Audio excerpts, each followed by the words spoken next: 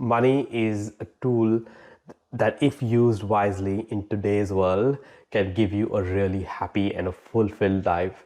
And our aim should be to try and do our best to make as much as money we can and use that money wisely to put us in positions where we can actually find happiness. Hi all, welcome back to another video. If you're new to this channel, my name is Monish and I have been an accountant for just around 10 years. And in this video, I'm going to share some real life examples and things that I have learned as an accountant about money. Firstly, I must say that if anyone tells you money isn't important, I'll say they're partially wrong. Something I've learned as an accountant over the last 10 years or so is that what we actually want is two things.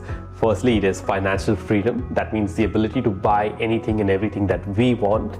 And financial freedom varies from person to person based on their needs and wants. And the second thing is the most important and I think a very crucial aspect of happiness, and that is to have control over our time.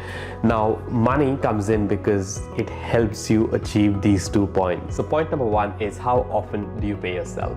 Now, this is true for businesses, and businesses particularly with stock, where the owner is tempted to invest more money in their business rather than pay themselves. Now, in theory, yes, the temptation is justified, but as an accountant, something I've learned in the last 10 years is that always pay yourself first, and there's a lot you can do with your money rather than keeping it in the business. Now, if you are an employee, I've got a question for you. Do you, and I was one of them, when you get your salary, do you first pay all your bills, pay your mortgage, pay your groceries, pay your restaurant bills, your takeaways, your gym membership and all of it, and then save whatever is left over? Or are you someone who does the opposite, first saves and then spends money? Because one consistent pattern that I've noticed in people who are millionaires, say by 26 or 27 years old, and yes, there are a lot of them and some of them are my clients, is that they've all started saving money at a very young age. Most of them are people who live with their parents, and because they don't have to pay board or they don't have to pay for food, even they save up to 60% of their salary first and then enjoy with the other 40%. It's not that they live really restricted lives, it's just that they're very smart with their money. Now, point number two is kind of in contrast to point number one, and that is saving too much. How much is too much? In my opinion, anything more than 6 to 8 months of expenses is too much, because what we don't consider, even though keeping money in the bank is safe, what we don't consider is inflation. Inflation means the cost of products going higher for different variable reasons that increases our cost of living. For example, in the last year, inflation in Australia was 7.8%. That means prices went up 7.8% on average. In India, it was 6.52%. Now, here's the thing. In Australia, bank deposits pay 4.5 to 5% interest on your savings. So what you're doing is losing that margin. And one way to counter inflation is, of course, blaming the government. But no, that doesn't really work, because it's not the government who's responsible for your well-being. It's you who's responsible for your own well-being. So the only way, in my opinion, to counter inflation is to invest your money wisely into different assets. Point number three is buying your own home first. Now, it is the dream. It's how we've been brought up, that we need our own home, we need our own space, something to call ours.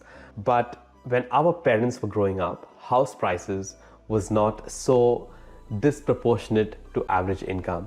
For example, I live in Melbourne and house prices here are 8 times more than the average wage.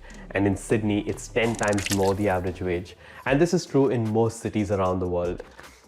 What happens when you buy a house first is your mortgage repayments are so high, it doesn't give you room to do anything apart from pay your mortgage and have a bit of entertainment and do things that you enjoy.